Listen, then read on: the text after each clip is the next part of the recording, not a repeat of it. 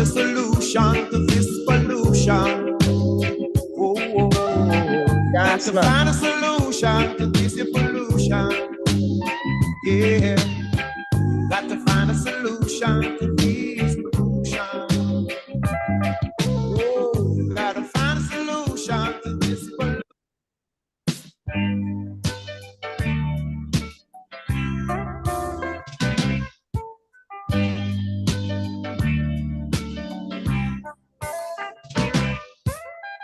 Got to find a solution to this pollution. Oh, oh, oh. Got to find a solution to this pollution. Yeah, got to find a solution to this pollution. Oh, got to find a solution to this pollution.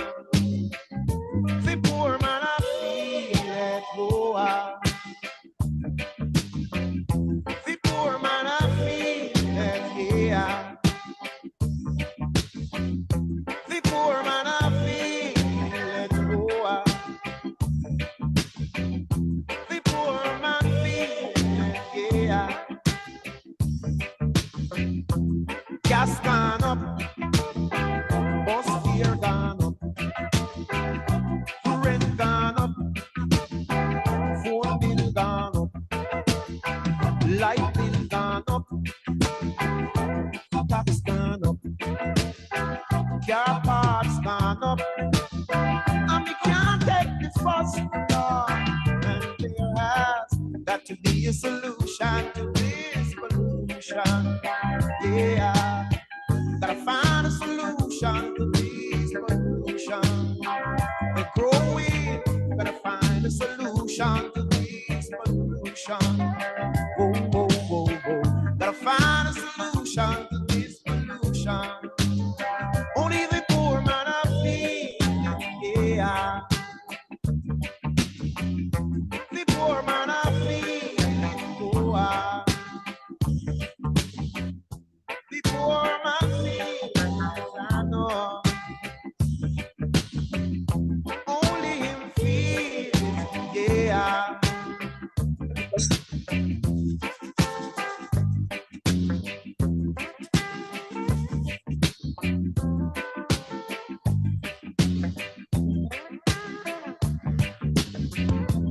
Time gone up, skillion gone up, onion gone up, red beans gone up, black pepper gone up, chicken gone up, and the parents them angry, cause the people them hungry, and there has got to be a solution to this pollution.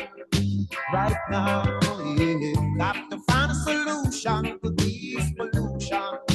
Promises won't help. You got to find a solution to this pollution. We've been waiting for a solution to this pollution. Only the poor man I feel it, yeah. Only them I feel it, oh. Only the poor man I feel it, yeah. Only him I feel, oh. All right, folks. Yes, it is about that time in the neck of the woods in Dominica. It's 5 minutes past the hour of 6 o'clock in Dominica and the region in which we live. So welcome one and all to yet another Civic Vibes program streamed live on these platforms, Facebook and YouTube. Time gone up,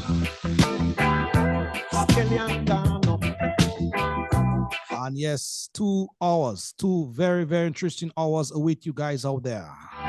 Black paper packed with information, chicken gone, and a little entertainment in between as well. Welcome.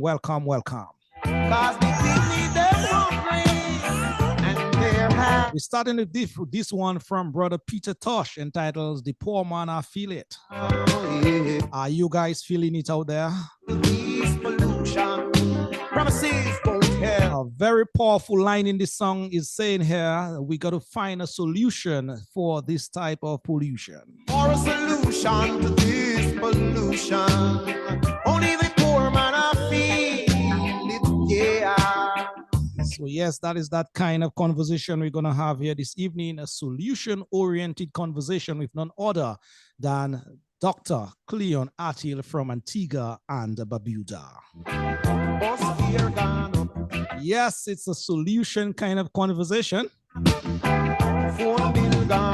lot of times we complain and complain and complain, but never come up with some sort of solution. But this evening, Dr. Attil will be talking to us about some kind of solution initiative that was put forward in the country. And so far, I've been doing very, very well indeed. So you guys, please stay tuned. Make yourself feel very, very comfortable at this time, wherever you are. Gotta find a solution to this pollution. Mr. Alvin Thomas, the co-host for this program. Good evening to you, my brother, wherever you are at this time, enjoying yourself. Alvin sent in his apology, guys. He will not be with us this evening.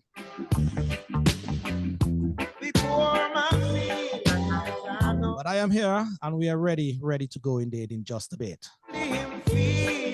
The first hour of this program is dedicated to an initiative, as I said, that is all about the people in Antigua and Barbuda. It's called Farmers Market. Yeah, Farmers Market. Yes, it's an initiative over there where the people of Antigua, I repeat, the people of Antigua, they are putting into practice what we call here in Dominica the Kudme spirit, as it were, where people look out for one another and ensures that no one, absolutely no one, goes hungry. So yes, that kind of conversation is up next with our sister, dear sister, that is Dr. Cleon Attil of Antigua and Barbuda. To find a solution to these pollution. So all of you from that neck of the wood, Antigua and Barbuda, yes, your sister is in the house, so please share that live. Make someone know that that program is on and they can partake and participate in the conversation as we move on. Those of you further afield, good evening to you, good morning, whatever time of day you're listening, good evening, and you are locked in. Only them I feel it go out. The second segment, the second hour of this program, will be having sort of a youth-oriented conversation, which will tie nicely with what we'll be discussing in the first hour, with none other than His Excellency, I must say, Mr. Paul Barron, Only the poor man. talking about youth and their civic responsibility. So yes, guys, please stay tuned for that and more. Yeah. All of you on the live feed already, good evening to you. I'll touch some of you by name in just a bit, but let me just move across now to my guest here this evening, Dr. Cleon Attil. Good evening to you in a very, very special way. It has been some time, but again, welcome. Some time. I'm happy to be with you, Loftus. How are you doing? Doing pretty well, pretty well. Nice having you as well. It's very nice to be here. Cleon, I'll just call you Cleon as the conversation moves on, yeah? That's fine. That's fine. In terms of, how have you guys been doing? How have you, matter of fact, been doing first up? Since we last spoke publicly, that is. Yeah, I am doing okay. You always have to be mindful that you do what you have to do to keep healthy and connected. So that's what I try to do. All right. Well, I can see that being manifested. Thank you. Thank you. How are your people in Antigua and Barbuda coping, by the way? How are things over there? Coping, it depends. Coping, how you mean coping? Well, in small island countries, there are certain pressures that we all go through. So I'm just asking that in that regard. Yeah, I guess situation, the social issues. Like you say, Antigua is a small country. We have lots of issues. We're also very politically divided. So it depends on who you ask and the political alignment. They will tell you one thing or the other. But generally, I think Antigua is doing well. We have lots of issues. We have road issues. I think, in a lot of Caribbean countries, we have road issues. We also have water problems. Yes, we still have that, water problems. Some persons have that more than others. There is a social security issue that is a hot button issue also right now. Um, yeah, I mean, we have those issues right across the region. We have those issues, and like you say, we have issues, and so one of the things that we need to do is to be more solution problem solving oriented, because we're True, going to have those issues. We are, true. especially coming out of small island states with all the challenges of small island states, from not having enough resources to the exogenous shocks, from globalization and global warming and all of those things. We are going to have our problems, which makes it all the more important for us to sometimes step across this divide and collaborate and pull our resources together. Indeed. I took note you said that Antigua and Barbuda, based on who you speak to, will have the different response, but you said it is politically divided. Hmm. Like all Caribbean countries tend to be politically divided. We are very polarized, politically polarized.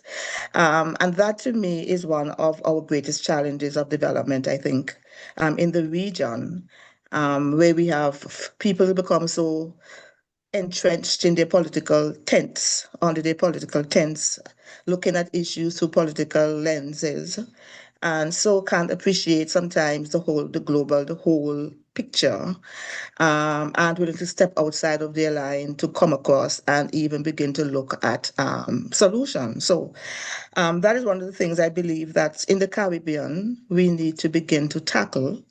America is also politically divided, very much politically divided, but America has a lot of shock, shock busters. There are a lot of things to ease the shock. Unlike us, we are small, population small, resources little bit, and so we need to really sometimes put those aside and work together. But True. that's a I whole agree. other story. Let's more. I know. But I agree with you 110% as it were in that, the quote unquote partisan politics of our little countries, they are very much working against us as a people. They work And against us. it's us as a people to realize that, recognize that, and attempt to do something about that very divisiveness that exists among us because of our political affiliations or partisan tents under which we sit, or some of us even sleep. In fact, that is something that I'm very much into. I'm a psychologist, right? And that's one of the things I'm very much interested in terms of how we perceive once we become involved, once we become affiliated with, once we become aligned to, once we give our allegiance to an idea and certainly to a political party, how that becomes the filter for everything that we do. And it's sad because, like I said, in the Caribbean, it kind of pulls us so much apart that we are unable to look and work through solutions. So it's something that we need to work on. It's a threat. It's a serious threat. It It's is. indeed a serious threat indeed. Cleon, just before we get into the gist of things here, can you just, for those people who may be listening, watching you the very first time, don't know you from A to B, can you just give a brief intro, just who Dr. Cleon Why? is at this time? Where do I start? Well, low-hanging fruit first. I'm a mother of two. Mhm. Yes. I'm an educator. For 40 some years. Presently, I'm an adjunct faculty at UWI, Five Island campus. But I've been with UWI now for the past 23 years because before the campus, UWI was a department at the Antigua State College. And so I started with UWI in 2002. What should I say? I'm a therapist. In a former life, I was the director of youth in Antigua and Barbuda. So I know some of your people in Dominica. For example, I know Jules Pascal Okay, and yes, Patsy Latam. You know those yes. people? Very So well, very well. those are my people too. So yeah, so I'm a youth worker as well. Um, I kind of attempted politics in 2023. Well, So I contested general elections 2023 under the auspices or the slate of the United Progressive Party. I came within 110 votes of losing that seat, which a lot of persons thought I couldn't win, but I, my team and I, and the approach I used brought us that far. And I was kind of rolling up my sleeve to jump in to win it the next time, but that's a whole other story. So I actually resigned. I resigned my party, so I'm no longer in electoral politics, and that's a whole other story. I want to talk to you about that another time, though. But so I left. I left electoral politics, and for the very same reason we started off talking about how very divisive partisan politics is. I mean, seeing it up close and personal, understanding and seeing how deadly it is, understanding all the backroom tactics, understanding that a lot of times politicians do things not for the benefit of the country, but for the benefit of their just solely for the party and party elite. And that is sad. And I think that is something right across the region, like I said, that we need to begin to address. And the people also need to begin to understand how the kind of political game we play undermine our own sense of power as citizens and our own sense of agency. And so that brings us to what we're going to talk about today, because that actually came out of my campaign. Because when I came into the political game, having been an advocate and activist for as long as I know myself, I came in understanding that I couldn't come in and play the same politics, because I contend that there has to be a new ethos, a new political culture in the Caribbean. And so I attempted to do just that, but I don't think our political climate was ready for that kind of newness. Hence, I left. That's a whole other story. I know.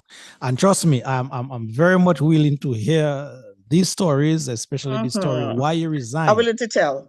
From I'm writing the a book, but I'm willing to tell, yes. Okay, so sometime I'll Because we can invite you learn back from in. it. Yeah, true. Because you don't really find a lot of politicians, especially people in the political arena, they're willing to resign when things seems to be going haywire. But you are different. You're made up of a different metal.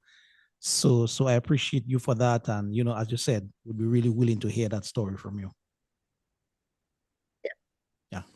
All right, let's get to it. Farmers Market, that initiative in Antigua and Barbuda. What is that all about, Claire?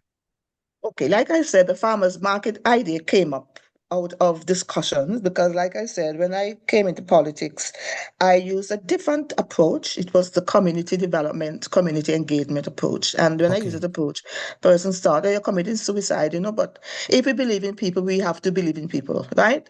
So it was about the community and the community mobilizing around the issues that the community felt were important. And so all of this kind of happened during COVID when people were home, people were scared, people were tired, people were bored, people were frustrated. In addition to that, people weren't particularly sure where they were going to get their next meal from because people had been laid off. And so out of our community discussion, because we still had these discussions ongoing during COVID, we still had Zoom. We shifted over into Zoom. We had that's me, my campaign. We had weekly come talk with me meetings. And out of these meetings, we explored the different issues and, we had serious conversations, even about democracy. And so people, out of those meetings, people said, we are home, we can do something. We can have a directory of services. We can have this, we can have that, And people were sharing their ideas about how they can turn their hand, as we say in Antigua, how they can make a living during COVID so that they can live, so that they can provide for their families. And so farmers market was born. So we had our farmers market. I think our first farmers market was in May of 2021. So we actually had our fourth year this year. And so the farmers market, the idea of the farmers market was about a peg in a community development plan. and it was a strategy to build the community, the economy of the community, based on the understanding that persons in the community need to be empowered, they need to be supported, there need to be avenues for them to ply their trade. Farmers need to be encouraged to sell their stuff and grow more food. So this was tied to economy. It was tied to family living. It was tied to health even. People growing what they eating what they grow, those kind of things. And so those are some of the lofty ideas around the farmers market. So persons came out to the farmers market, and it doesn't matter. It's not like I normally said. The farmers market is not a money making, at least for the organizers, it's not a money making event. Okay. So the farmers, the vendors would come out and they just bring a tent. You can register on the very, very same day.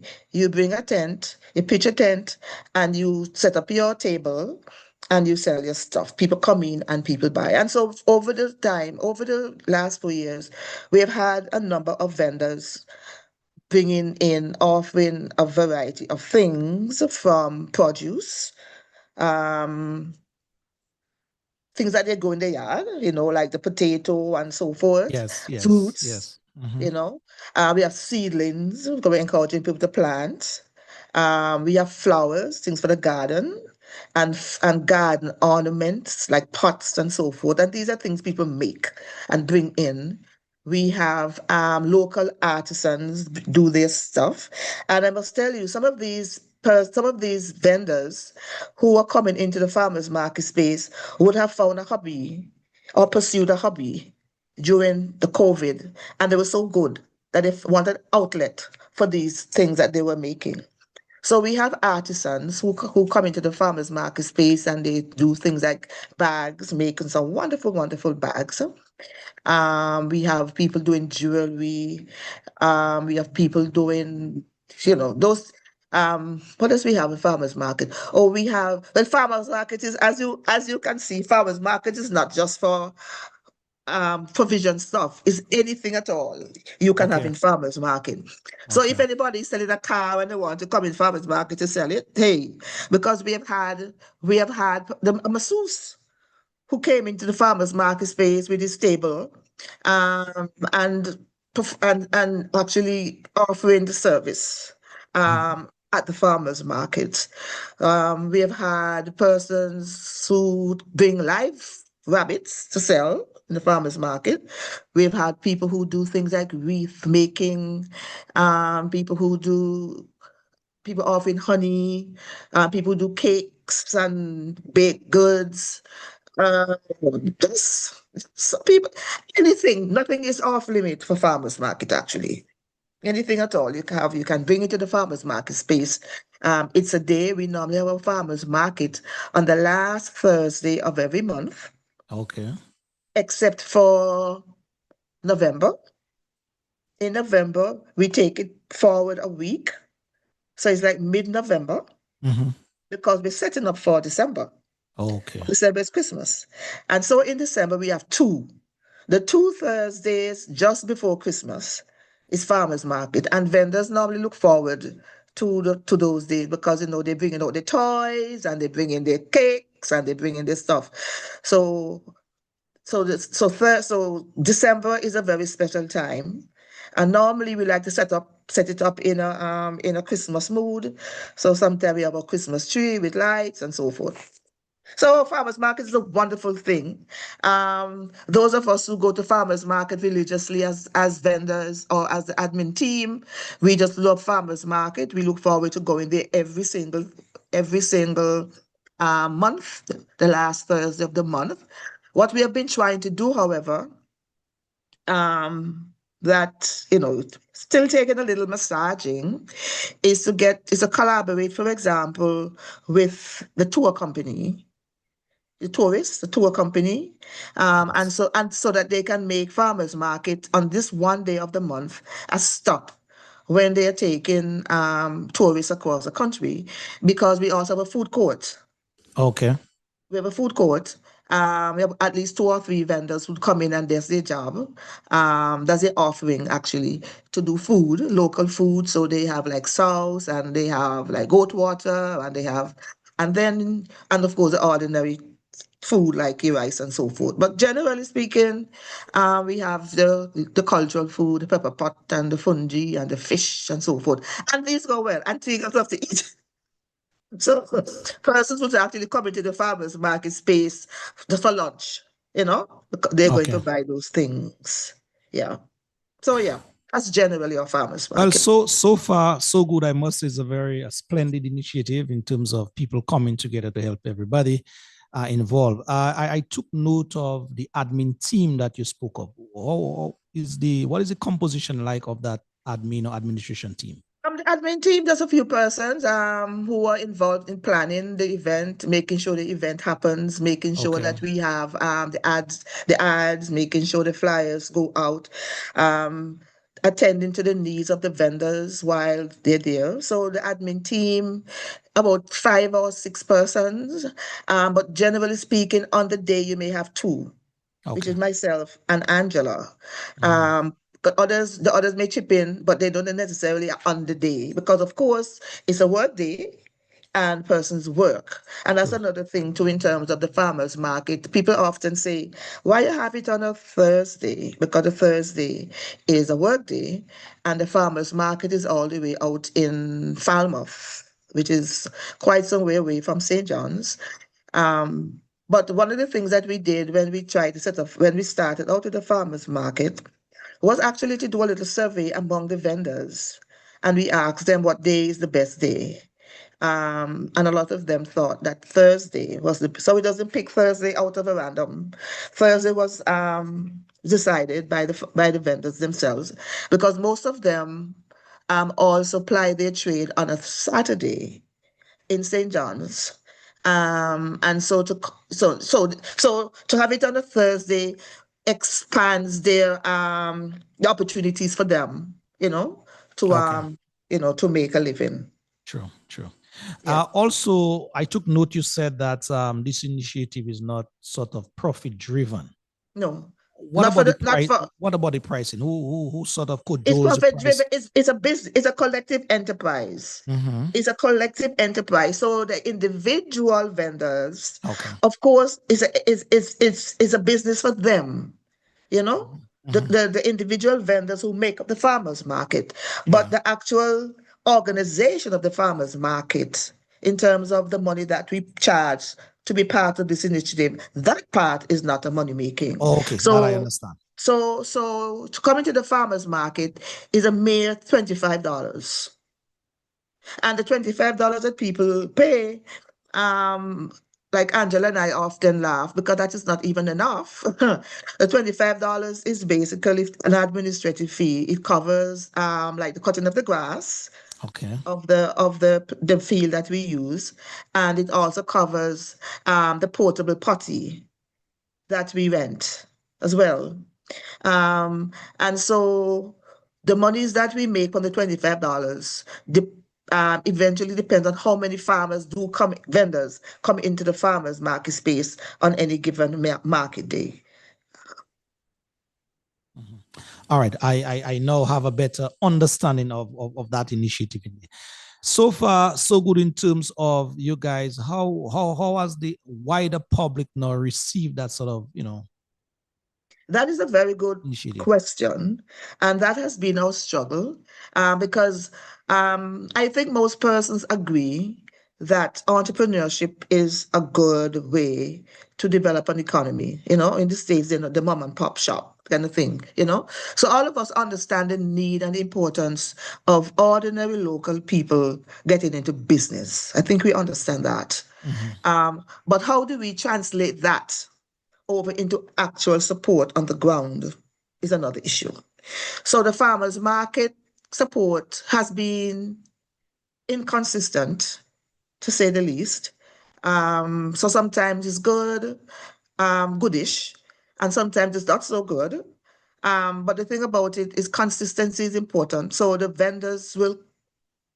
core vendors understand the importance of staying steadfast and coming.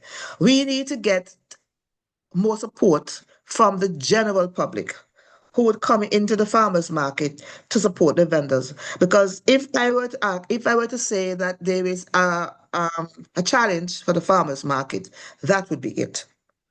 Another challenge of the farmers market is, how should I say, the persons who come into the persons who are naturally attracted to the farmers market.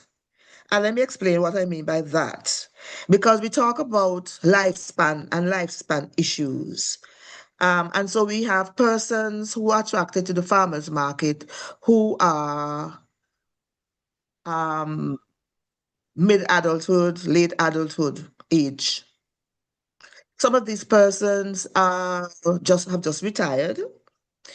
So they come into the farmers market space. So the problem there is that this age group is caught between taking care of children, like Uh-huh. babysitting, Uh-huh. but they also have the responsibility of caring for the elders. Okay. So you would have some vendors, for example, who, although they may want to come to the farmers market, are taken up with other responsibilities, like taking care of an elderly parent, for example, who has Alzheimer's disease, or who has to go to the hospital for Yeah. something. And so that kind of puts a strain on the farmers market to keep a consistent number of vendors. So that's a problem. So one of the things that we are appealing for, I'm hoping persons are listening on Facebook, is that we want to attract a younger cohort of entrepreneurs who understand the concept of building a business from bottom up. Mhm. And I think that that is our challenge. That is one of our big challenge for the farmers market. And so we really hope that that will take off. But like I said, we understand that this is in order to build a business. We have to go slow. We have to stick with it. Consistency is important. And we hope that the persons around the neighborhood in St. Paul's community and the environs will begin to understand that how important this particular initiative is, not just for the direct community of St. Paul, but for Antigua as a whole, True. for the culture of Antiguans. Local people understanding the need for investment, invest in ourselves. Local people understanding the importance of wealth management, right? Understanding wealth creation, understanding intergenerational input. Because one of the things I find in Antigua is that, and this may be going outside of the conversation, but it's still connected. One of the things I find with Antigua and Antiguans is that we tend to shield our children a lot from the work that we do. So you have farmers, you have people in the skills business, and their children know nothing about what they do. Not a thing. And so then you have, for example, that person would be sick or go away for vacation or something, or they die, and True. then the business just flop. Yeah. Or, Yeah. or for want of not understanding wealth and how wealth continues to give you dividends into the future, somebody comes with a kind of heavy pocket, somebody come with a little bit of money in the hand and say, we buy you out. And so we go for that quick money rather than stay with the business and build it up. And I've seen that in Antigua with a lot of our local businesses where we sell out our property to Chinese, for example, or we sell out our property to the Syrians, for example. Well, mostly the Chinese. We sell out. And then we don't hear anything at all about that particular business. That injures us basically as a people. It does. Because when we see other people thriving, when we see other people in business, it gives us an idea that we can't do that. We're just consumers. We don't do that. So the farmers market was there to kind of help to build a culture of entrepreneurship, of our thingness. And I hope that we begin to get it. Because in the farmers market space, we support, I mean, we encourage supporting. It don't matter who the Antigua or the local, we support people. We need to support our own more than we do now. True. In terms of the pool or the traction from your initiative versus the main market, what is the big difference there apart from the entrepreneurship aspect to it? You mean our market in comparison to the main market? Our market is once a month. Our market is once a month. Even though persons are saying to me, you need to have this every week. And the vendors open them out to say, they're crazy. They don't know how much work this is. I mean, and we must tip our hats to vendors, really. Because when you have vendors have to pack up and pack out and pack up and pack out, it's a lot of work. It's a lot of work. So we don't want to compete with we can't compete with the market in town. The market in town is so far away. They have so many vendors. That is their job. Yes. Right? The farmers market out in St. Paul was just another way, another initiative to kind of mobilize community. Okay, to have community begin to mobilize around itself and begin to build its local economy, to support one another, all of those things. And one of the things we do also in the farmers market as well, which the big market doesn't do. I know they don't do this. Our farmers market from time to time have seminars. So we have seminars, we have Zoom meetings, where we have forum, entrepreneurship forum. We invite people in and we have a discussion about how to packaging. We have discussions about things. Sometimes these aren't well supported either, but then we have it too. I remember about 2 years ago, we had a gentleman came. He was actually passing, a visitor. And he stopped in by the farmers market and he was just wowed. He just couldn't believe that they have so many things. And these are all local. And he was coming out of America. And he was very willing to extend his expertise in what he does in America in terms of having access to different production company, those kind of things. And he actually came into the farmers market space and was talking about those things. But our you see, our vendors are still in the small. If I feel like I do it, if I don't feel like I stay home, kind of mentality, kind of thing. So we have yet to step up a little bit. Right? We weren't ready yet for what he was talking, but he was talking about huge production, and finding us market with different big, outlets in the States, Yes. He was talking about having us pool our resources and have a big, area where the farmers can produce stuff and so forth. And, our vendors are not there yet. Hopefully, as we go through, we will reach there, but at least our vendors are able to see the possibilities. Okay. I took note that you stressed a number of times on locals, your local people being part of that initiative. Anywhere down the road, or maybe that struck you guys, or that comment came up already, to include as part of that initiative foreigners?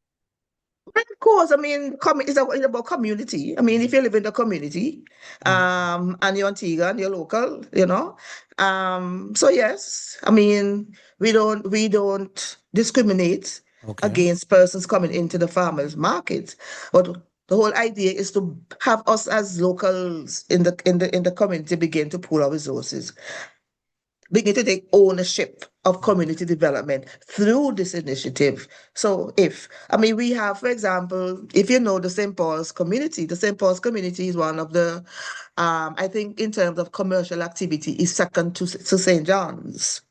Lots of business in that area, lots of hotels, lots of restaurants, yachting area is a yachting area, the dockyard area. So if you know the Nelson's dockyard area. Yeah.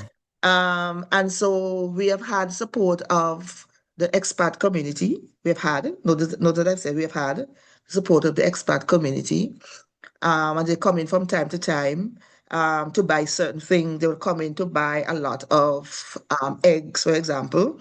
And so I'm saying to persons in Antigua, if you do eggs, come to St. Paul's. There's a lot of need for eggs, you know. You depending on the time of year when the yachts are there, they have need for fresh herbs and they buy a lot. The tarragon and the thyme and the parsley fresh, you know, because they don't want it dry, they want it fresh. I mean, other than that, they're on the ocean for so long. And when they come on land, they're not fresh. True. So there's need for that. There are also niche markets as well.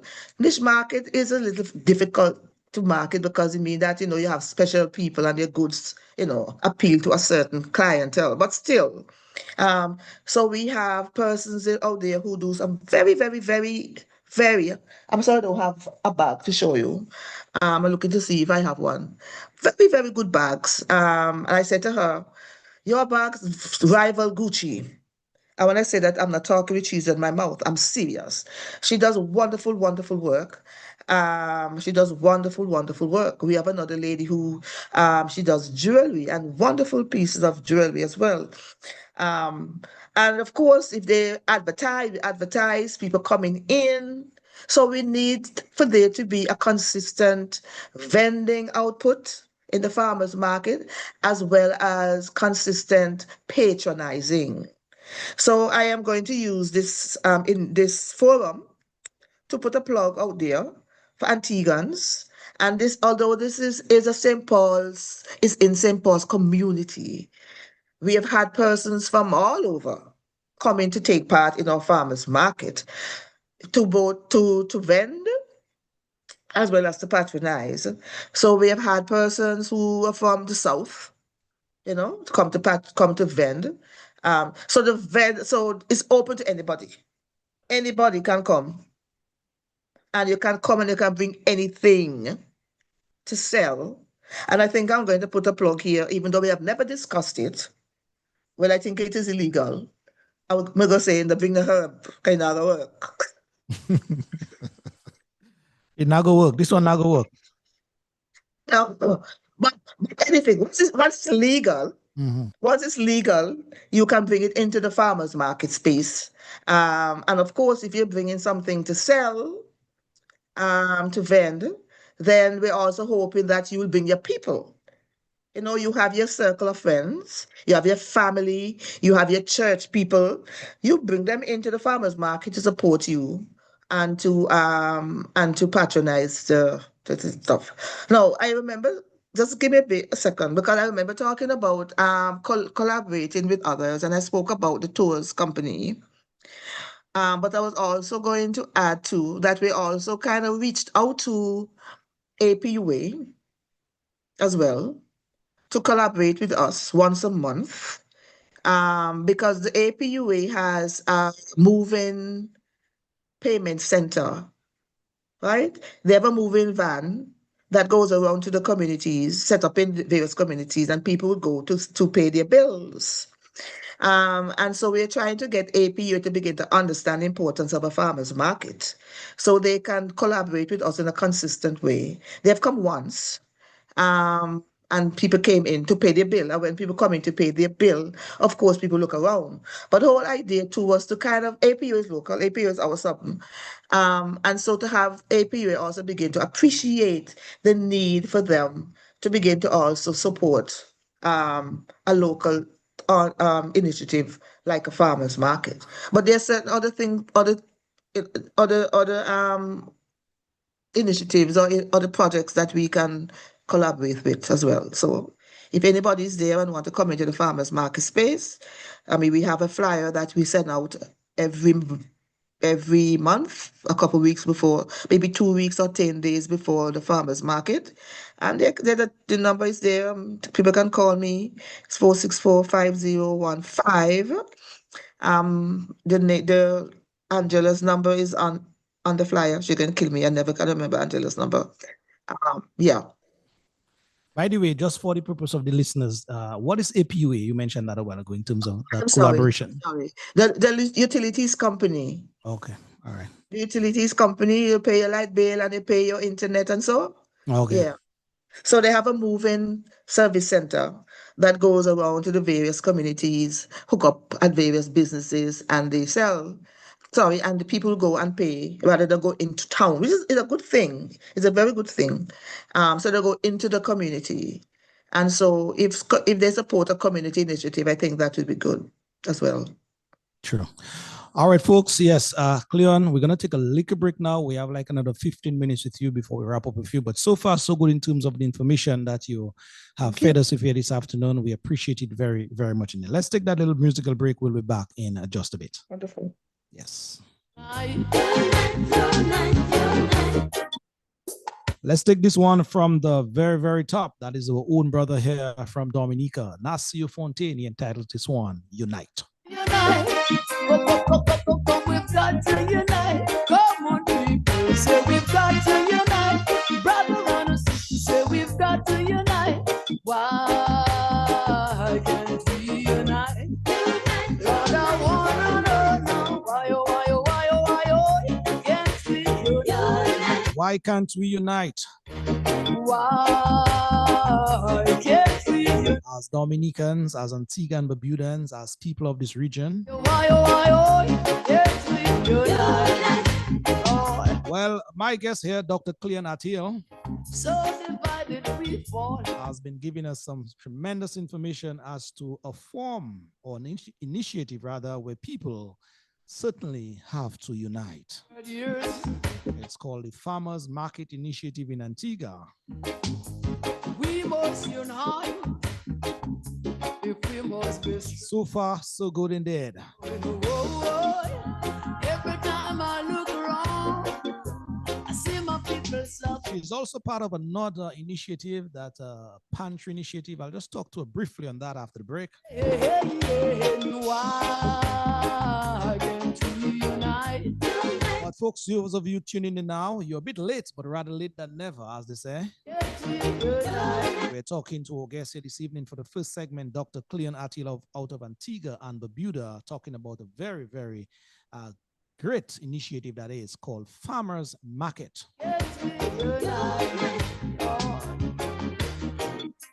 Where people with this entrepreneurship mind, they come in and start that business from the grassroots level, huh? And yes, so far so good based on the account from our guest here. Has been benefiting the community or communities tremendously. Get yourself together, say we've got to unite. So why can't we unite? Those of you in the live feed first, good evening to you guys. Brother Truns, good evening to you. Heather Felix James, good evening to you. Dorival Drago, my brother, good evening. Mr. Julia Sampson, Mr. Alexander, that is Massa Deban from Grand Bay, good evening to you. Viva Mamo, good evening as well. Lester Casimir, Simeon George, and the others. Forcing on fighting. You only keep us apart. Folks, just in case you want to send in a comment, you ask a question, the numbers that are on your screen, you can utilize these numbers. Too long. That is just in case you have a question for the guest here. So we can be strong. Whoa. Mr. Ferdinand Lawrence, Viacor, Webster, good evening to you. Henrietta James, Conrad Coffee, Chris Cindy. People suffer. You guys are locked. Brother John Blanchard, David Joseph, Guvelma Hambrin, Usila, Benjamin, Edner, Ernest.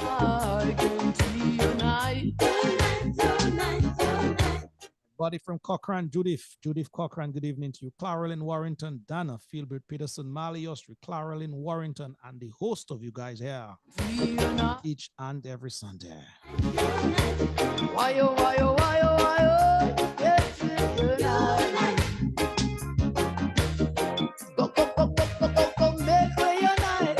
Coming up, folks, in the next, 10 minutes thereabout. we're scheduled to have Mr. Paul Barron with us, Say we've got talking about the youth responsibility as to civics. So you can stay tuned for that as well.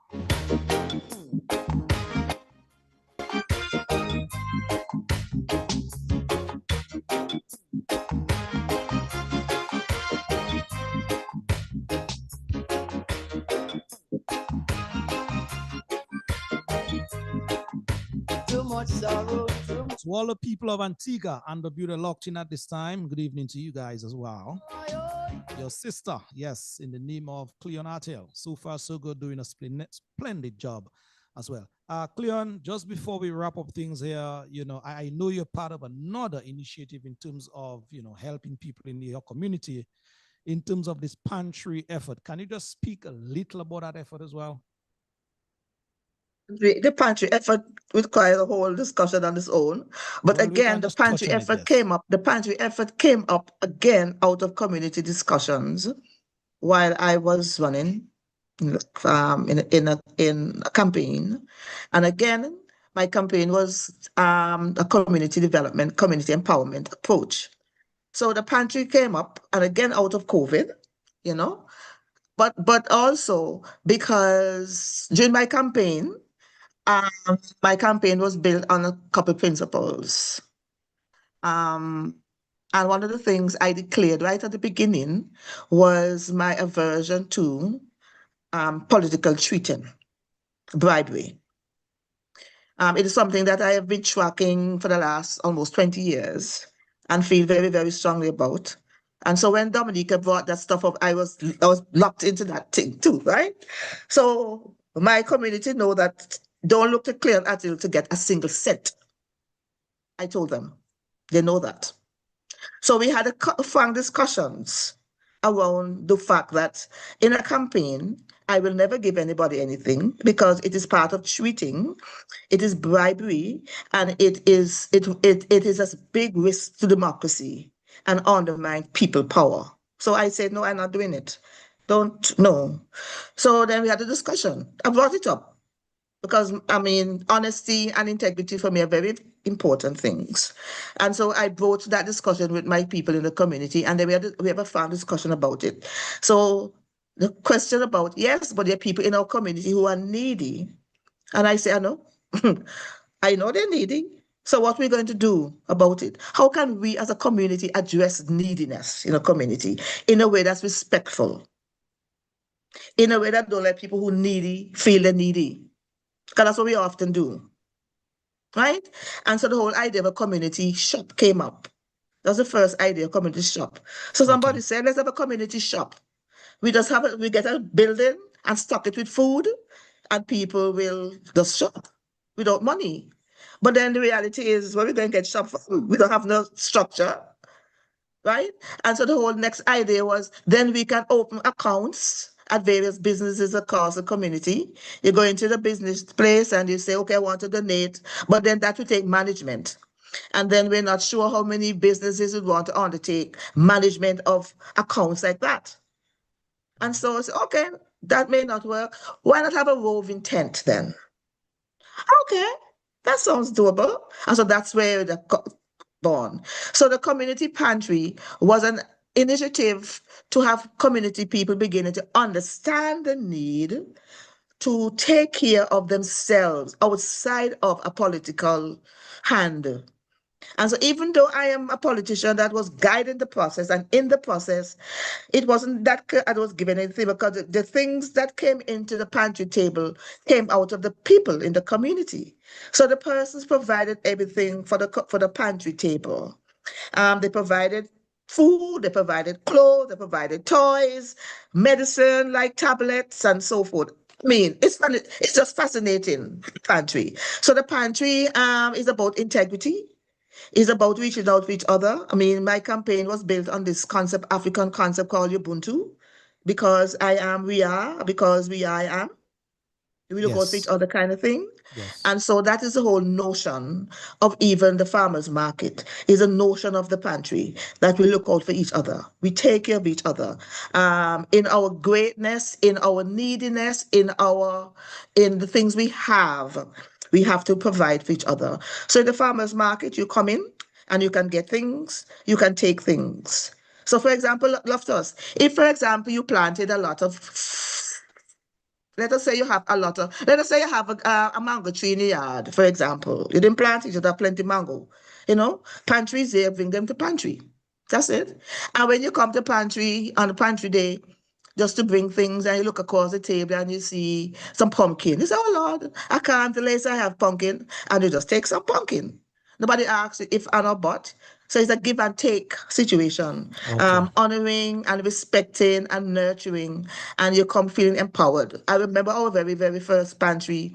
Um, Somebody called me from England. I mean, I almost bawled. Somebody called from England, loved us.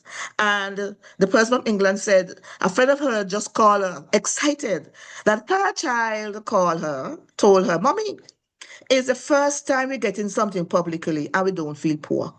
They don't let us feel poor. That's pantry. Mhm. That's pantry.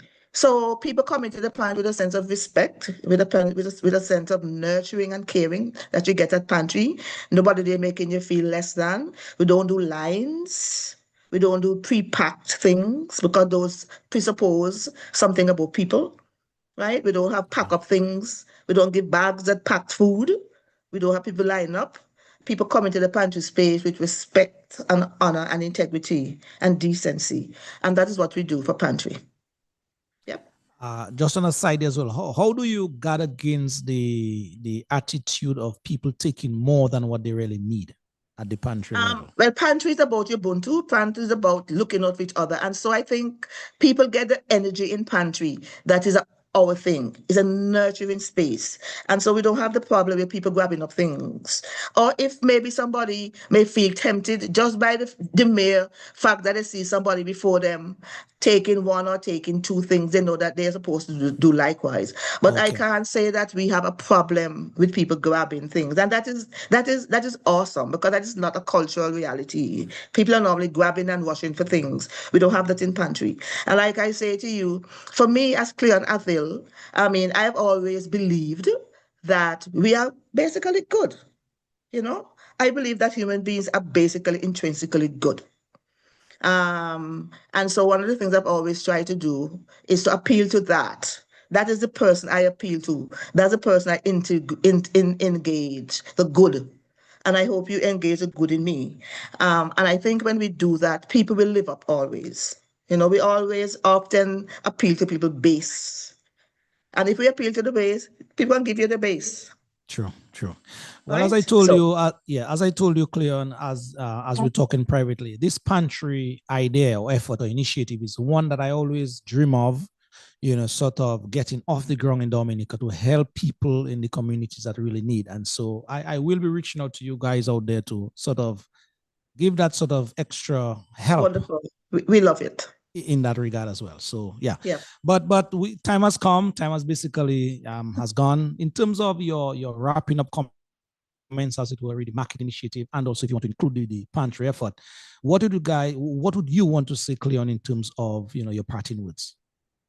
I mean, what I want to say is that I just need that Antiguans that we begin to understand that we live in this space 108, we live in 268, we live right on this space, Wadadli, Barbuda. We can't even go far. If you go far, you're going to sea, right? So we don't have much wiggle room. We have to live here. We need to begin to find ways of working together. We need to begin to look across the line. And even if we are different, if we believe different things, doesn't mean that we can't be respectfully engaged. It doesn't mean we can't support one another. I think we need to do more of that, supporting one another. So the farmers market is there, our pantry is there, other initiatives across Antigua. And I wanted to put a plug there too, that we need more civil society organizations to be doing things. We need more people to be mobilizing the efforts and doing things. We need to take that power away from the politicians who think that because they give us things, we beholden to them. But the people have the power. We have the power. We do. Our own sense of agency is undermined when politicians feel that they can come around and do all kind of things and give and give and give and give. And we don't often recognize that. So I want to say to Antigua, support farmers market, support local, support entrepreneurs, support small businesses. Yeah, that's what I want to say. Yeah, just support. And it can be a ripple effect across the Caribbean, starting with Dominica. That would be good too, Loftus. Very, very good. We look forward to that. I for sure look forward to that. Wonderful. Cleon, I want to say thank you very much. I know it has been some time, but whenever you come there, I always look forward to engaging you. And I know the people at least got something tonight of value so that they can go and implement, as it were. Thank you, Loftus, and good night to your listeners and viewers. Thank you. Very, Bye-bye. very Have a much good week. All right. Bye-bye. Have a good week yourself. Thank you. Thank you. Bye-bye.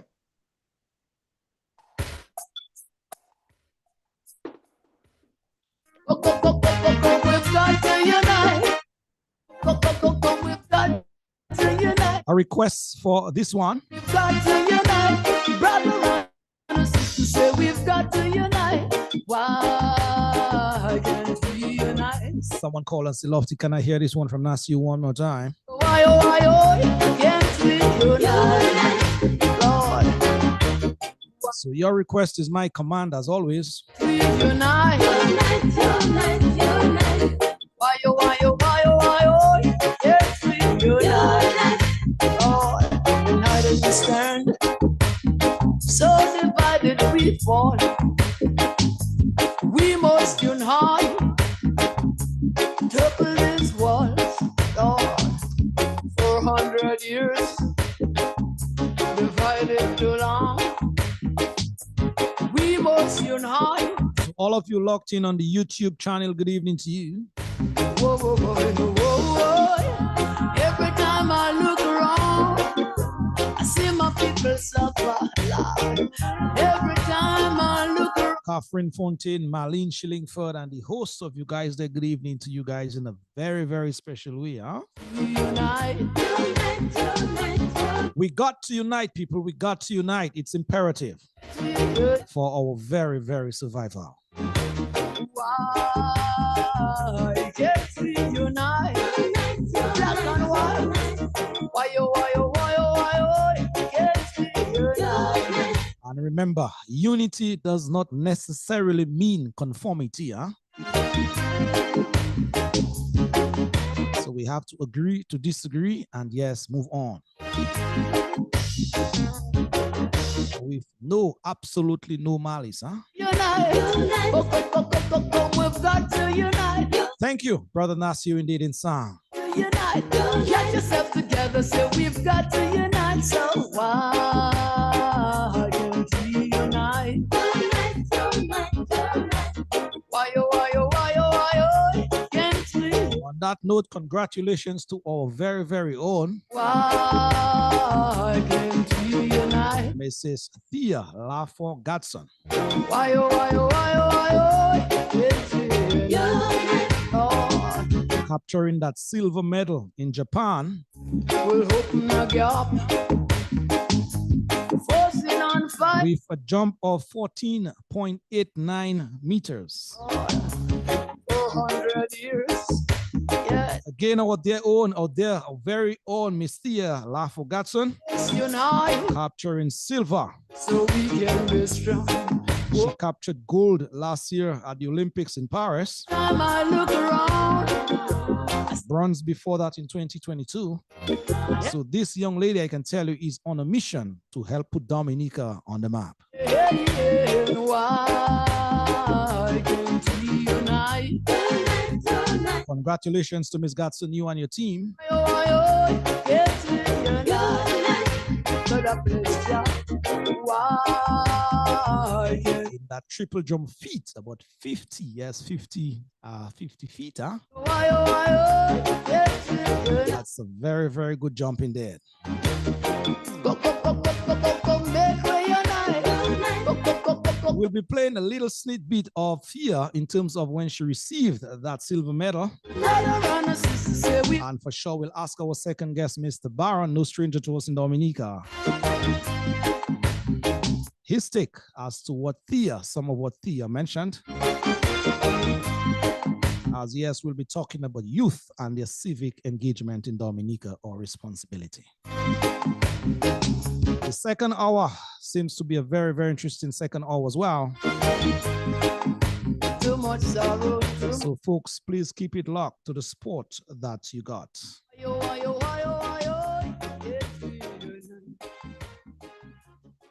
All right, Nasio, thank you very much indeed for this number indeed. Folks, it is 5 minutes past the hour of 7 o'clock. Not just in Dominica, but in the region in which we live. We just had this very, very informative discussion with none other than Dr. Cleon Attila out of Antigua and Barbuda, talking about, well, at least two initiatives, the farmers market and also the pantry initiative, whereby the people of these communities are being helped tremendously by these RDS efforts. So Dr. Cleon, good evening to you again, and thank you very much. Job well done. Your people in Antigua and Barbuda, thank you as well for your support. Mr. Baron, are you there? Can you hear me? Hi, good evening, Loftus. How are you? Good evening to you, Professor. My friend. I'm doing quite well. I actually was reminiscing just now, speaking with my fiance, and I said the last time I came onto the show, it was for some time now. So much has transpired since then. Yes, indeed. So much has gone on in terms of things transpiring, and so yes, you're correct on that.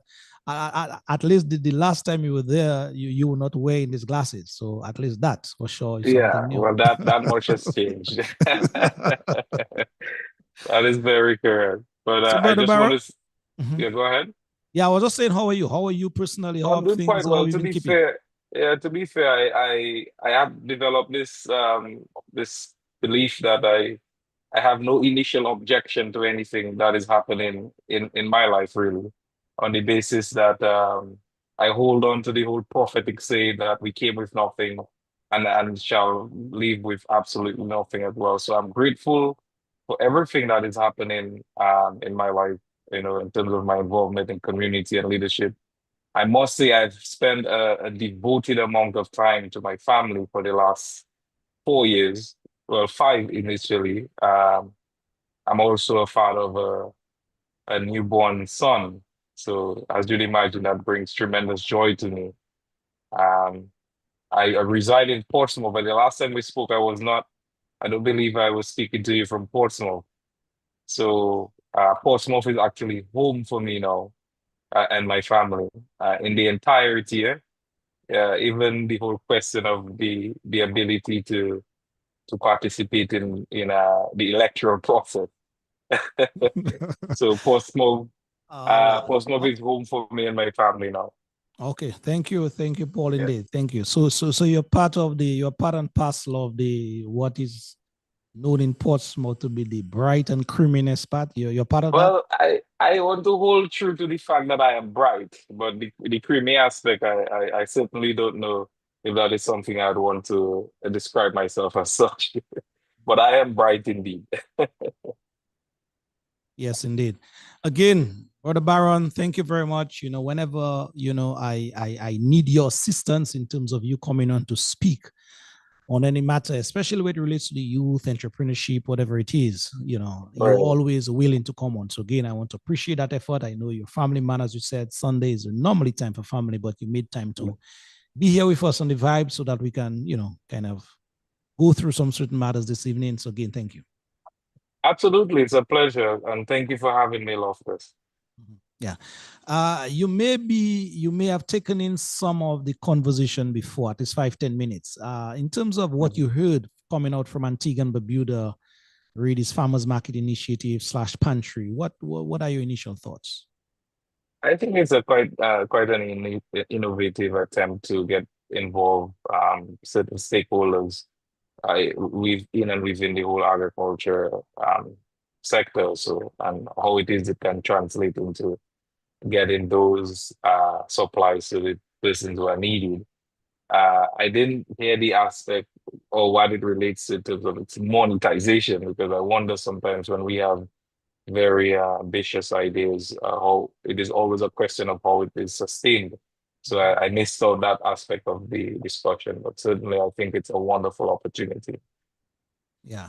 Well, basically, if I recap some of what you said based on the scenario that you posed, it is not really for profit, a profit-driven initiative where the admin section is concerned. It is more or less for entrepreneurs, young people, young, entrepreneurs who have this brilliant idea or ideas to sort of have them a reality, read that farmers initiative. So if they're making bags, oils, local products, locally made stuff. Okay. And so that aspect is more related to, a profit-driven aspect. But as to the managing it, she was on board. She's on board as part of the team who manages that effort. She said it is not really, it is more to help, community, help people help themselves in that regard. I see what you mean. I see what you mean. Again, please forgive me. I may not have had the opportunity to get the show in the entirety. I was attempting to put my little ones to bed. True. Baron, I know the majority of us know you. No stranger to us in Dominica. Certainly. But we know when we're on social media, we don't know what type of eyes or new eyes and ears listening and watching. Just a brief intro. Who is Baron? What Baron is up to before we get into it. Certainly. So for the benefit of your listeners, my name is Paul Baron. My origins are, in fact, from Kingston and Trezo, the Kalinago territory, if you want to consider it as such, since my father was born Kalinago. I have been involved in community and leadership for all of my life, and I say that with no hesitation. When I got involved in community, I was only at the age of 15. This year, I'm turning 40, so that's a huge milestone for me. That would give me 25 years being involved in active community and leadership, if you want to consider politics. I have served as president of the Youth Council, chairman of a village council, and currently I am the general secretary of the Dominica Freedom Party. So that is what I do politically. As a professional, I have an agency, so I'm an insurance broker and also a real estate broker. And of course, I run that agency with my fiance. Certainly, an opportunity to bring services to the Dominican community, if you want to consider it. So that's what keeps me busy. Yeah, Baron, thank you very much. I took note you said that you were once president of this very, very august body in Dominica, the Dominica Youth Council, is that? National Youth Council, that is very National correct. Youth Council. Yeah, I was the president. Yeah, go ahead. In terms of the aims, objectives, mission, vision of the National Youth Council, when you were there as president, what can you tell us? Because, of late, I am sensing something else from that body. It's concerning, if that's what you think. It's quite concerning, even for me as past president. And I dare say I also grace these halls with a long list of presidents in Dominica. What you will find is that most of the notable men and women in Dominica actually were once president of the National Youth Council of Dominica. So I wish to pay tribute and homage to them to begin with. And it is not only concerning for me, but it is also concerning for them what the National Youth Council has become, its mandate, in fact, what it is supposed to achieve, how it is supposed to add value to the lives of the Dominican youth. So when I became president of the National Youth Council, I was stepping into what one would consider big shoes, because I would have taken up office after Jaiza Benwa, notably involved in community and leadership. And also his predecessor would have been Kelva Daru, if I'm not mistaken. Fortunately, Kelva and Jaiza and I were all friends. We went to DSC together. So it was only natural to continue the mandate, so to speak. What we sought to do was to identify the gaps in terms of youth development and to address it, to also give direction to policy, and how it is that young people should be mainstream. Because what tend to happen is that young people, things are done on behalf of young people, but not necessarily involving them. And that continues to be a challenge. To be politically correct, I believe what the NYC now serves is simply a rubber stamp. It's nothing less. While it might appear on the surface to have some sort of administrative structure, legal structure, so to speak, but in terms of the work that needs to be done, certainly it's not visible. For example, you would know the National Youth Council under the leadership of people like their late Ed Regis was something that would contend with the powers that be, so to speak, of the ages. And there are many men and women who use that office respectfully and serve with integrity and also take on things that concern youth development. But what I will say as well from serving as president is that what is lacking in the National Youth Council is the whole question of funding, right? So it shares the NYC shares a fate similarly to many civil organizations in Dominica. And of course we will touch on that, I suppose, when we get into the meat of things. Yeah. But without funding these organizations, it's almost strategic, if you want to look at it, this sort of dismantling of the civil society movement. Um, and without sufficient fund, I mean, how can you actually get the work done? So, of course, the onus is on the council to try to, partner with agencies, friendly governments, friendly donor agencies, but they cannot do so in isolation of central government. And so, central government is supposed to be uh, a strong backing for the NYC or any civil organization, really. But they come up wanting, and without the resources, NYC in itself cannot really truly achieve its mandate. So that's what I will say on that for now. Yeah, yeah. Well, you said it more eloquently than I could, but for sure, the NYC that I knew before as a young man growing up, certainly for sure, it is wanting in many, many regards. So we will rest it there for now.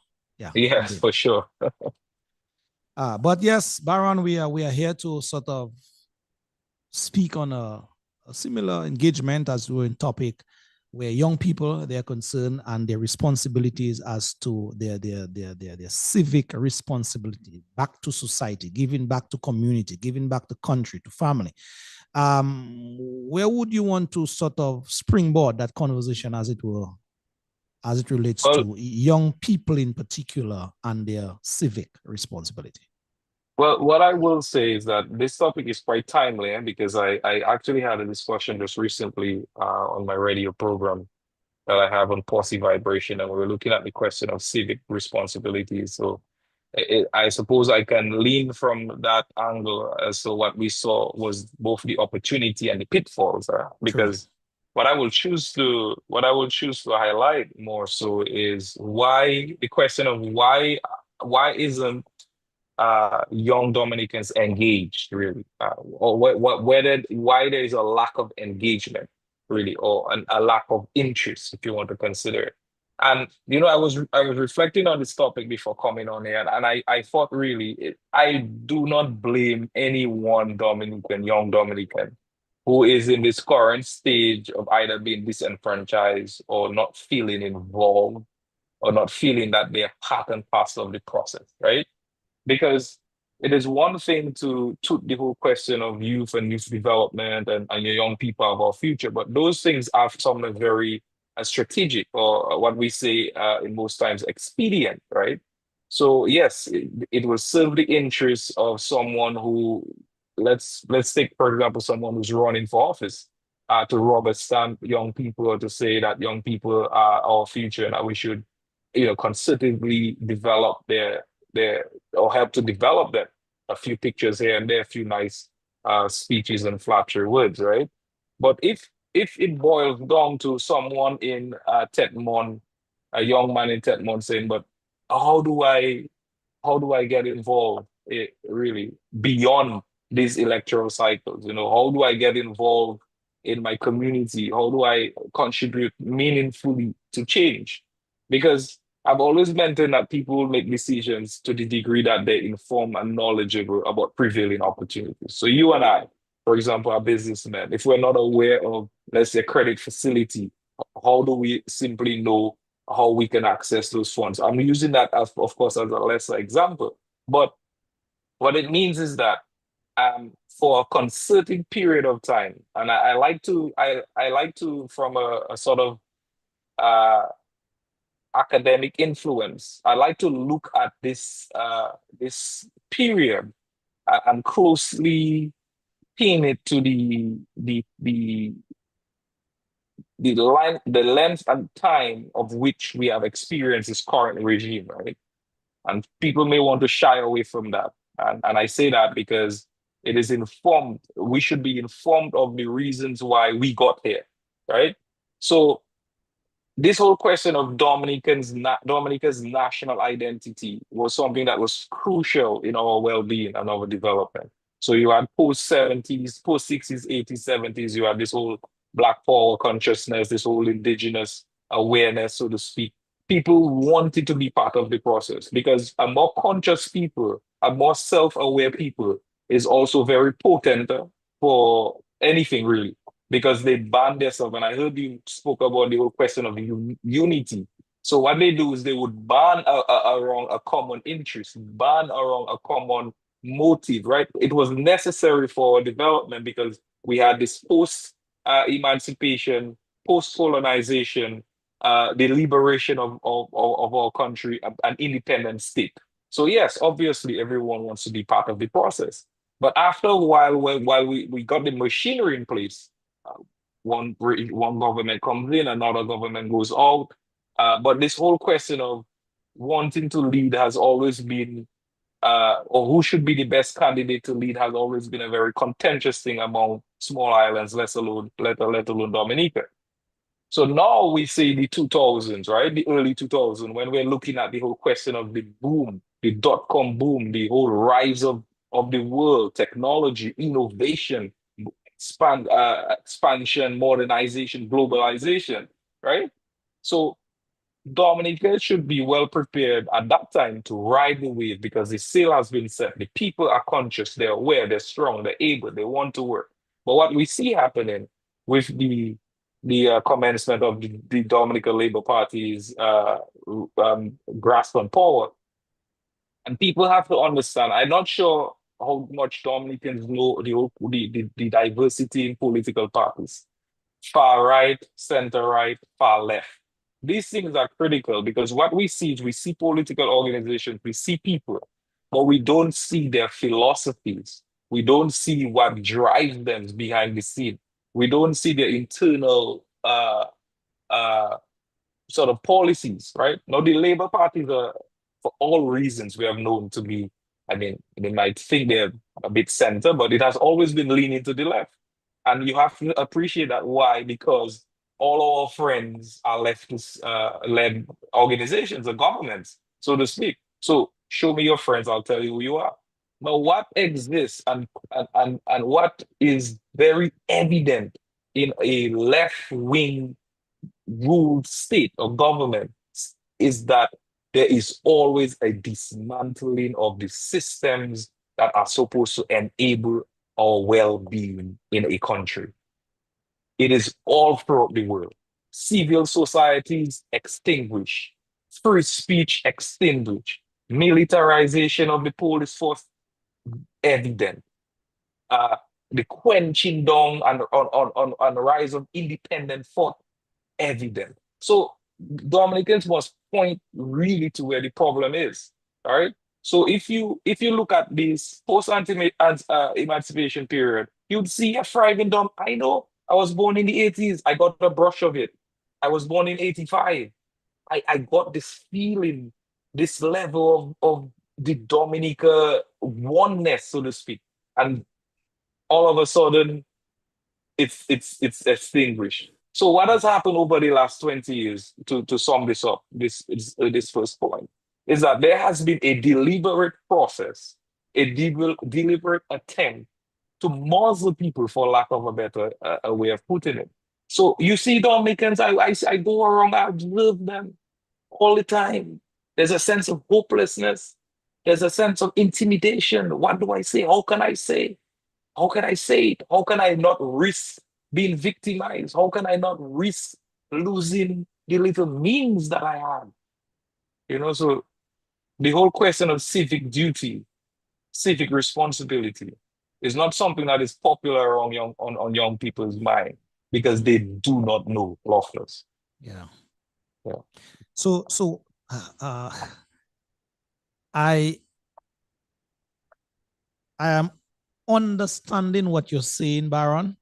Mm-hmm. But the question I must pose to you is how, why did we allow ourselves after, as you said, you got a brush of that sort of development boom that we're on, that sort of awareness, political and otherwise, that we're on. How and why did we allow ourselves now to, subject ourselves to that kind of muzzling, that kind of stifling, that kind of a, sort of attitude that would bring us tonight to talk about youth re-engagement, as it were, in terms of they being properly engaged in society once more? I like the way you put it. It is a very simple answer for that. So you're aware of you're very aware of the power of marketing, right? Yeah. Marketing, sales and marketing, if you want to consider it, right?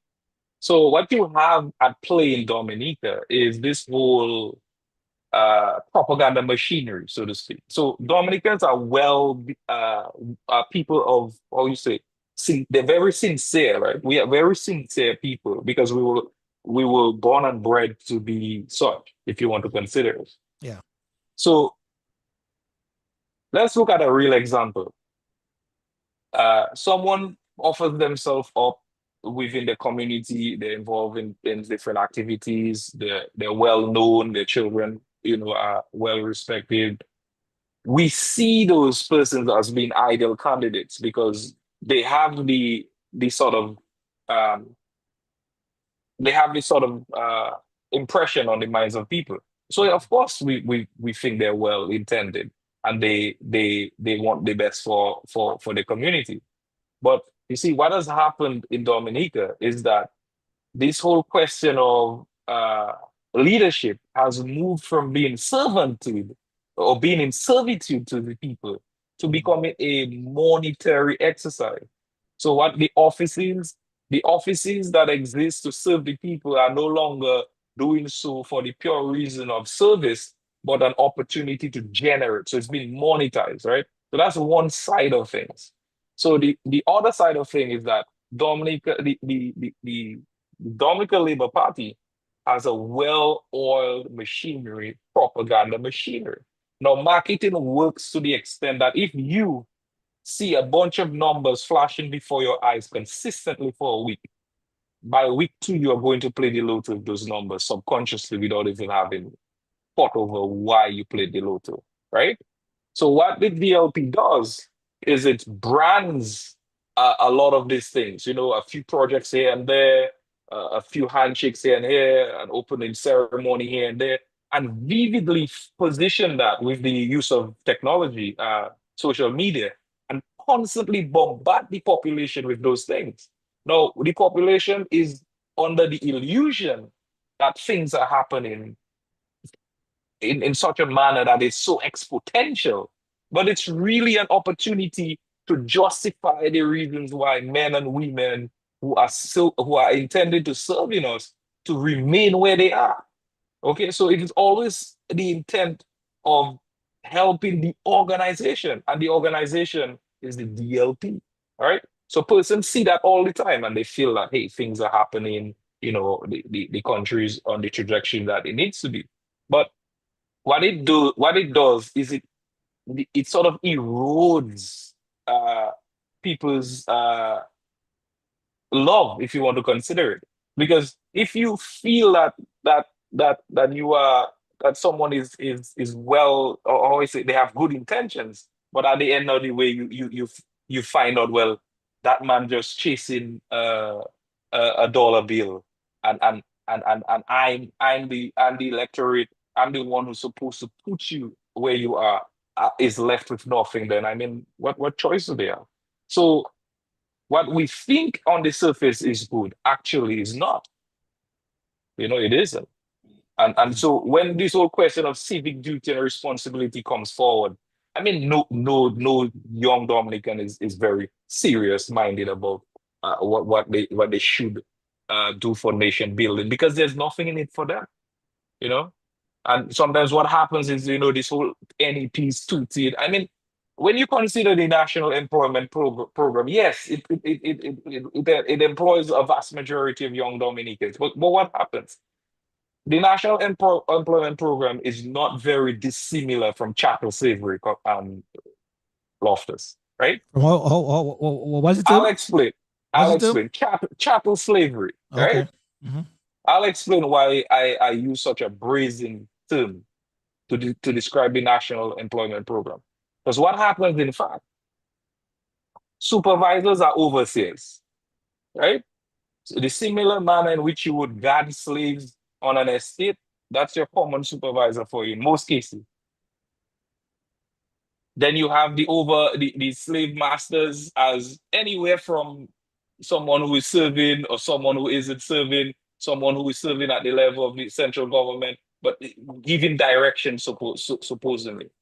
But what the NEP has created is a dangerous spiral, poverty spiral. Because how far can you go with $1,000? And mark you, that $1,000 is a fraction of what they should be getting. So you cannot ask people to willingly. I will not go out there and ask anybody this whole business of what can I do for my country? Because at this stage, there's nothing that the country is doing for them. And that is something I wish to address early on the whole question of civic. Of course, we will go into more of the subject as time unfolds. But you have to sometimes look at this from the other end, like the young person. Look at it from their end. What am I getting as a result of this? Okay, why should I be excited about building my country? If you understand what I mean. Yeah. Yeah. Okay. So taking it from there now, how would you impress a young man, a young woman in Dominica as to why they should do what they need to do to help build Dominica? Well, the first thing that has to happen is that there needs to be a concerted effort,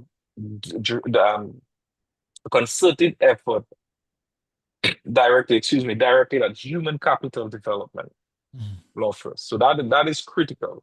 Okay. So persons, if you want to contribute more, it often begins at how good you are as a person, how marketable. In employment development studies, they ask you whether you are employable or if you're trainable. All right. So when you get an education, when you are trained as an individual, it begins to change you in all the right ways, right?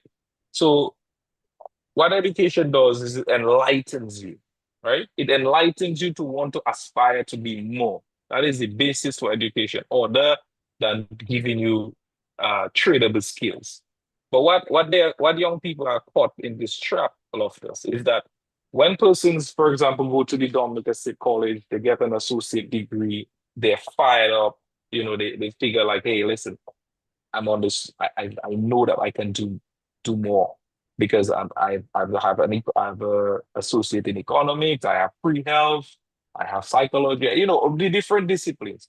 But what they find themselves is after they have exited that learning institution, there's usually nowhere else to go beyond that point. Now the private sector is very small and shrinking every day. It doesn't have the capacity to absorb everyone from the Dominica State College.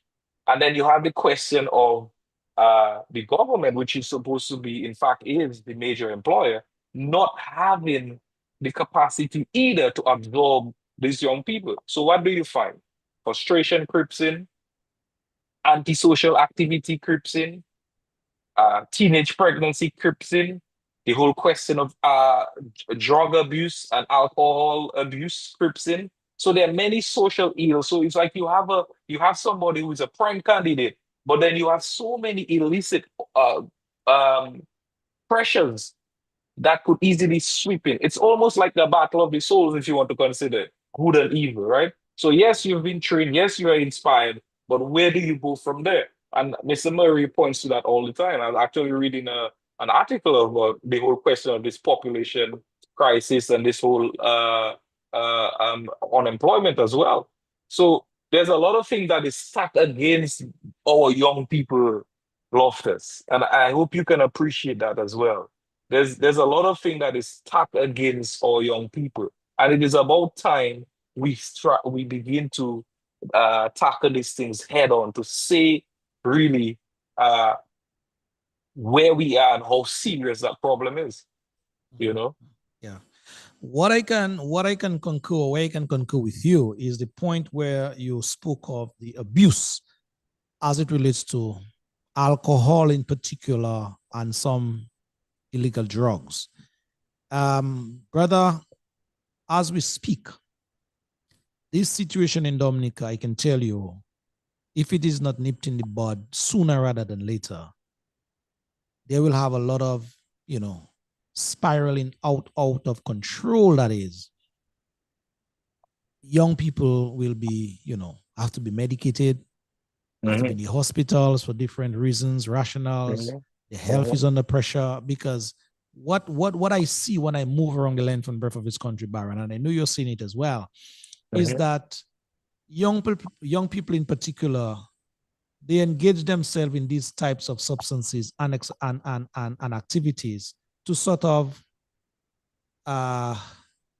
immune themselves from the pressures of the day, to numb themselves from reality.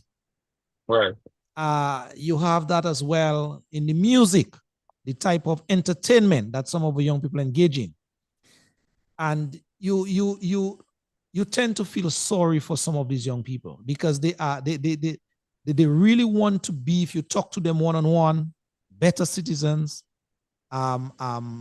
exemplifying much more productive a person in the country. But the reality that they have to deal with, they have to contend with, the joblessness, the unemploymentness, the skills, the skill set, lack of opportunity. Even if they have the skill set, the lack of opportunity to execute. Yeah. And the list goes on and on and on and on, Paul. So I understand with you, I concur with you that these people, they feel a sense of they're trapped. And how can they now escape that reality for something better if they cannot go out there to sort of some greener pasture? Is to indulge and engage in these kind of things to just, remember it not as it were for a little time. Well, there's a way escape reality. There's a way to conquer. There's a way to. Sorry. Go ahead. So yes, I really and truly understand the point that you made. And to tell you the plain truth, is a change of mindset in Dominica that can do that. And unless and until this, as you call it, you coined it well, this left wing sort of government is out of the way, then that mindset cannot be changed. I'm sorry to say that. Before that happens, listen, before that happens, and you're preaching to the choir, because it's something that I've never shied away from. My stint with the DLB, I've never shied away. For me, the Dominica Labour Party is my biggest project. I'm a student. I've been a student from since I can remember. My father said, go to school, never stop learning. And I've never stopped learning since. So you're preaching to the choir when I know and I understand the organization to the extent of its objective and its aim, right? But it is very easy. It is not difficult for us to have any significant change in respect to a change of government, a change of ideas. And you see, many people think it's a change of government really that we're pursuing. It's not really a change of government. If you understand in the truest sense, what we are seeking is a change of ideas. All the development agenda and policies for the Commonwealth of Dominica does not resonate in a single head, Loftus. True. Okay? I agree. Yeah. I cannot tell my daughter or my son who is growing up that the entirety of our fate is hinging on a few men and women, when I know that there's very bright and very brilliant Dominicans in this country. I know I have met some of them. I probably haven't met, and I will not meet everyone because Dominicans are very capable. In fact, I was speaking with a fellow Caribbean colleague, and he said, "You know what Dominica is? Dominica is a depository, or if you want to look at it on the other side, what we do, in fact, is we grow, we nurture, we groom uh, people, and on the hardship, I should say, and then we export them to the Caribbean. Dominicans are the ones all over the islands as movers and shakers, and that is testament. You can go on DNO, you see the Yes, thing. yes, yes. But what young Dominicans are, and not just what young Dominicans do, what Dominicans need to do is stop allowing the regime to take advantage of their sincerity and their good intention. It is a simple exercise. It is not hard. You have to say, hey, listen, enough is enough. I've heard you, like the little slang they say, I hear you, but I feel it is now an important stage in our development where we need to usher in new ideas, new approaches to our development. It is very simple. And it has to start with young Dominicans because they know they have grand ambitions, they have aspirations, they have seen the rest of the world from their phone. So they know what exists out there and they want to sort of experience that as well, even being at home. The whole question of culture. I mean, when you speak about culture and the expression of culture, just recently I was saying, but I remember I trying to fumble around trying to learn ballet in primary school, you know, and jimping and all on flirtations and all these dances and such. Where has that gone to? You know, what has happened to the expression of culture and the whole question of our music? And when I speak of music, I mean sensible music, music that can inform and empower you, so to speak. You know, there is no avenues for that. And that boils back. That is why I opened up with this first thought that this has been a deliberate process, a very deliberate attempt to dismantle the organization, the country altogether. Because when you have people in all different directions, people not banging, you forget how we escaped the plantation, man, brother. We escaped the plantation because few slaves came together and started planning. And then you have a revolt, so to speak. No, I'm not saying you go out to the street and have a revolt. What I'm saying is you begin to plan together. True. Okay? So, but we don't have that. Mhm. Because the moment you start planning together, you know, that is a squash, so to speak.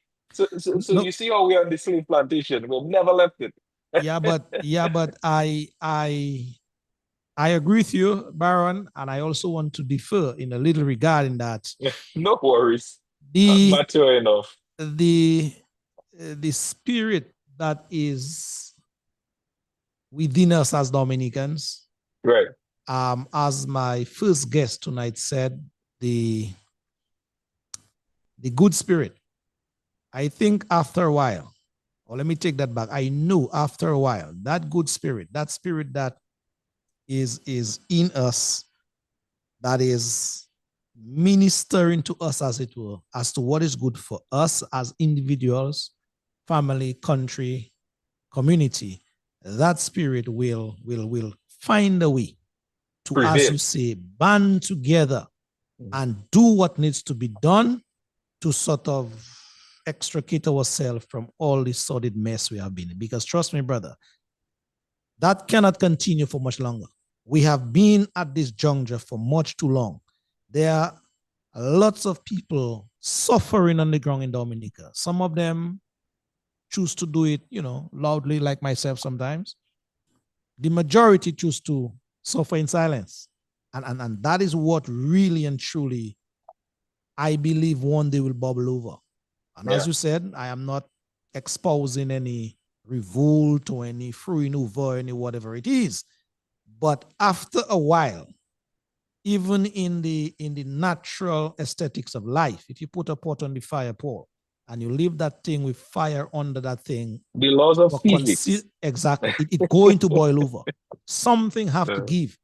And so I'm just saying that the situation that you're describing tonight, sooner than rather later, we will look back on those days and say to ourselves, you know something, we were there, we are there now, and no longer will we allow ourselves to go back under this type of dictatorial type of regime. I'm telling you, it's not where we should be. No, not at all. So there's hope. I have hope. And when I speak to the young people on the ground in particular, they have the energy, they have the skills, they have the talent. Do you know, Paul, that people, young people in Dominica building apps for the telephones that we use, Dominica? Yeah, man. I know these that. people are We're bright. very talented. They are brilliant. Yeah. But for some reason, they just cannot get the avenue to flourish. You know, I was saying to myself, I say, listen, it's like sometimes you have to really look towards yourself, look towards your soul. So what I tend to think is that some of our leaders are without soul, because your soul is supposed to, in fact, give direction to your action. It's your intuition. And I think at the end of the day, the politicians, the powers that be, I believe there needs to be some introspection, Loftus. And to say that, hey, listen, I've had a good run, I've really contributed, I've been part of this process, but certainly I believe it's an opportunity that we can allow, a sort of sober approach to our development, and not brazenly, partisan and with all this tribalism, so to speak, which sort of pushes Dominica to the extent that we were not intended for. We are a country with how do you say that? It's a small community. You go everywhere, someone will identify you.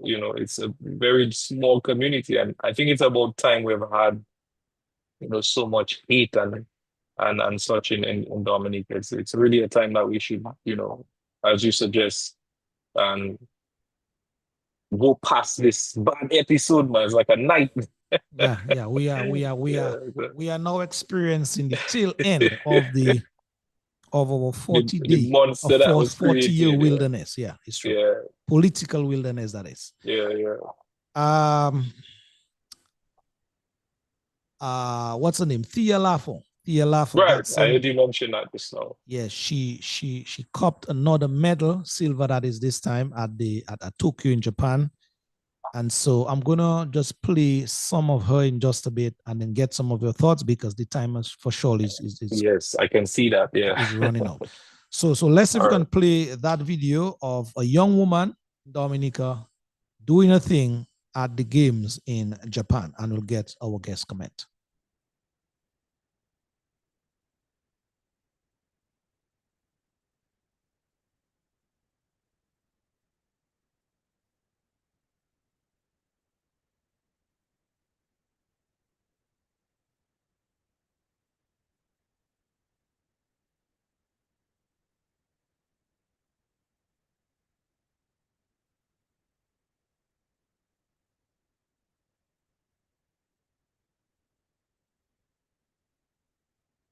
All right, folks, we apologize for this delay here, this undue delay in terms of the short video clip that we want to play for you guys with our very own Godson receiving her silver medal. We'll come back to that in just a bit. But Paul, whilst we try to get that thing going on the way, in terms of the civic responsibility, how, for example, would you describe what the definition of civic responsibility, so that a young man, young woman could better understand that too? Well, what does that entail? So civic responsibility is often tied to the whole question of, as an individual, how do you best contribute to the well-being and the collective development of your country, right? In most cases, it speaks to the ideals of your nation. So it's this whole patriotism, for other way to put it. But it is often closely linked to community, right? So at the level of your community, who are you and how do you intend on serving? So it's the whole question of service. And when I speak of service, in most cases, it refers to the whole question of volunteerism, right? So as an individual, you have to want to know that you belong to a community, And then you have a collective responsibility to ensure the well-being of that community.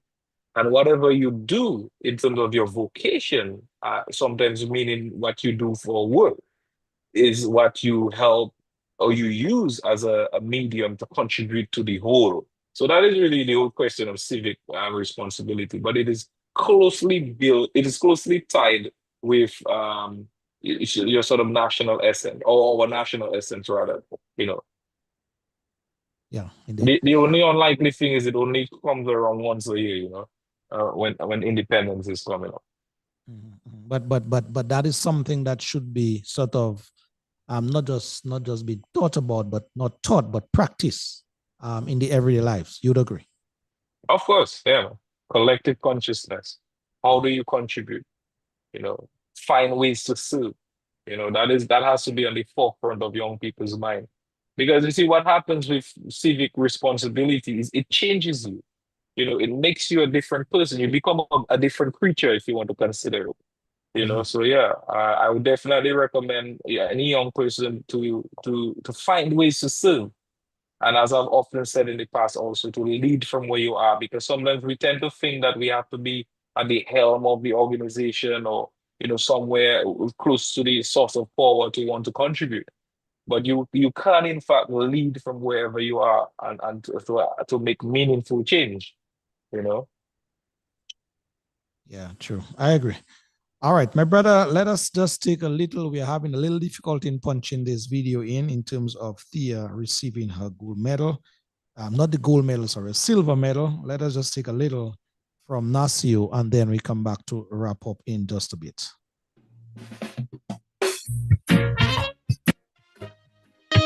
So far, so good. My brother, Mr. Paul Byron, talking about a very, very important topic where the young people, they're concerned in Dominica. Civic engagement and responsibility. African spirits looking over high. Oh, my African spirits, guide and protect I. Oh, my African spirits, please, my African spirits, give your guide and protect I. Give your protect I. I and I. Out of the bones of I and I forefathers. I and I arise. I and I arise. I arise. Out of the chains and fetters that bound I. Well, yeah, I and I arise. I and I arise. I arise. The same that was been before, and you say that shall be regained. That shall be regained again and again. My African spirits looking over. Mama African spirits guide and protect. Oh, my African spirits, please, my African spirits, take your guide and protect I. Take your protect I. Oh, my African spirits, please, my African spirits, take your guide and protect I. Take your protect I. Protect I and I. Out of the ashes of my ancestors, I and I arise. I and I arise. I arise. Our African spirits indeed. Thank you, Brother Nasir Fontaine, for this number. As we continue in here with our brother Alexander Paul Byron, indeed.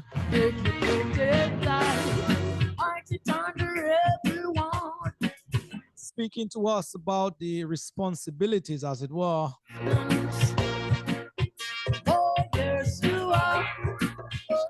Dominicans, especially or young people, they are concerned. You said that has been before, and you said that should be again.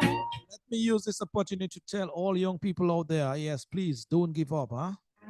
Oh, my Africans. Don't give up at all. Don't give up on yourself. Mama African spirits, guide and protect I. Your better days are ahead for sure. African spirits, yes, my African spirits, make your guide and protect. So folks, in the interest of time, we'll play this one from Nasio at the end, but let us get back to Brother Baron here in terms of his wrapping up comments as well. Brother Baron, read our conversation. Anything else you want to punch before you leave? Well, I'd just like to say, Loftus, I thank you for the opportunity really to have been on your program. I've always, every time we come on here, we always have quite an engagement, a meaningful one, really. Sometimes you tend, I think I've said that to you in the past, Loftus, when you wake up every morning and something concerns you, it means that you have a legitimate claim to want to be part of this process. And I guess really that is what drives individuals like you and myself. They want to see a Dominica that our children can inherit more so, but a Dominica where everyone has a stake and a right to its development. So yeah, I'm really grateful for the opportunity. I want to continue to wish every Dominican well. I also want to say, of course, how grateful I am to all well wishers, because they're quite a many Dominicans who have followed my progress over time. And of course, they have continued to extend a very sincere regards and support. So I want to say thank you to everyone. Of course, I can't say anyone's name here individually, but certainly, if you have met me, if you've had a conversation with me, if you have seen or track my progress and involvement in community and leadership, certainly I want to say thank you to you. And of course, I feel encouraged to continue to be part of this process. All right, thank you. Brother Baron, thank you very, very much indeed. I know that, you have to go and attend to other duties, but we want to thank you for domestic ones. for your time spent here tonight. Time well spent indeed. Thank you. Thank you, my brother, and do enjoy the week. Thank you. All the best. All right, all the best.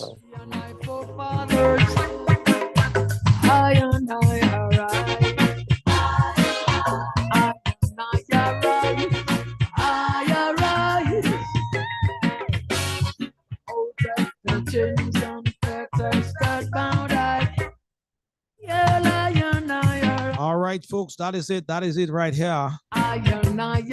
2 minutes to the hour of 8 o'clock.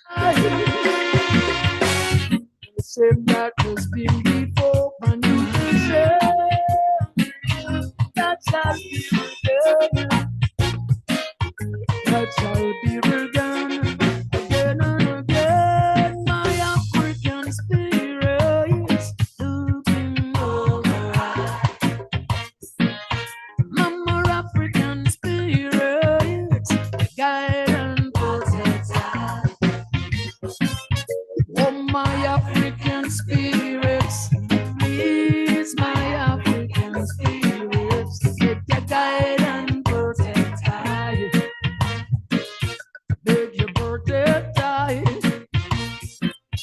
Oh, my African spirits, please, my African spirits, take your guide and protect I. Take your protect I. Protect I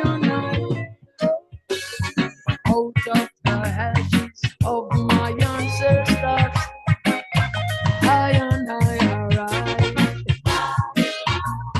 All right, so Dominica, that is it for us right here on the Civic Vibes program.